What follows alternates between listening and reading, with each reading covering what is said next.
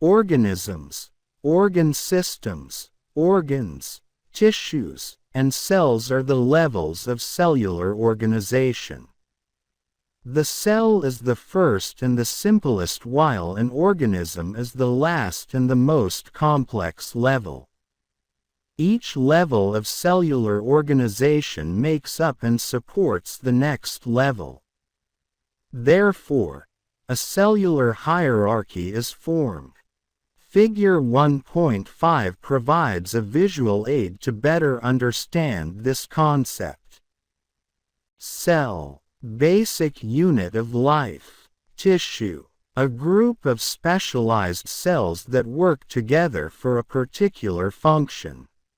Organ, a distinct structure made up of different tissues that have a specific function. Organ system, a collection of organs that carry out specific functions within an organism. Organism, a living thing that carries out all of life's functions.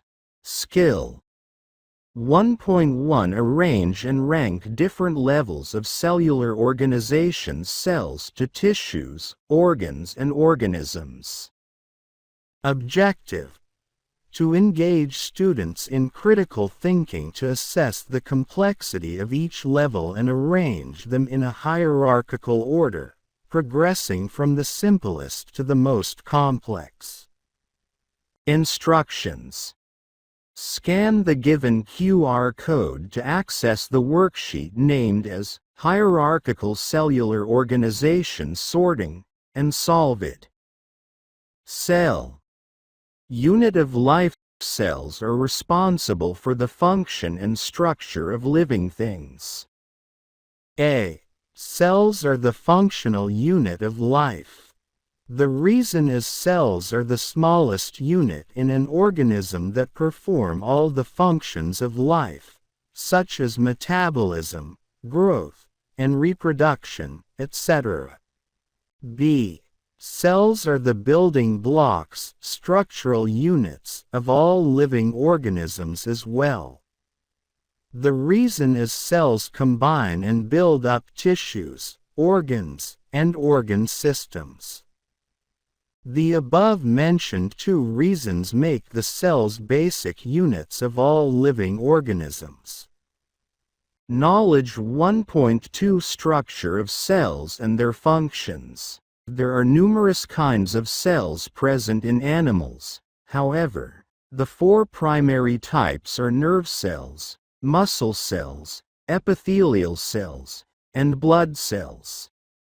These cells serve specific functions in our body and are uniquely shaped to aid in their respective tasks. Red blood cells, RBCs, red blood cells, RBCs, are disc-shaped so that they can trap oxygen and transfer it to other body cells. Their large surface area helps in carrying oxygen. Nerve cells are long and thread-like in order to form a line of communication with other nerve cells like a network of wires.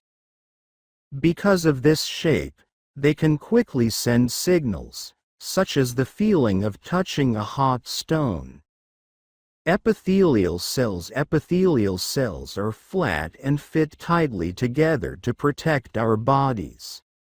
They have no intercellular spaces, which makes them a good protector membrane, just like the boundary wall of a building.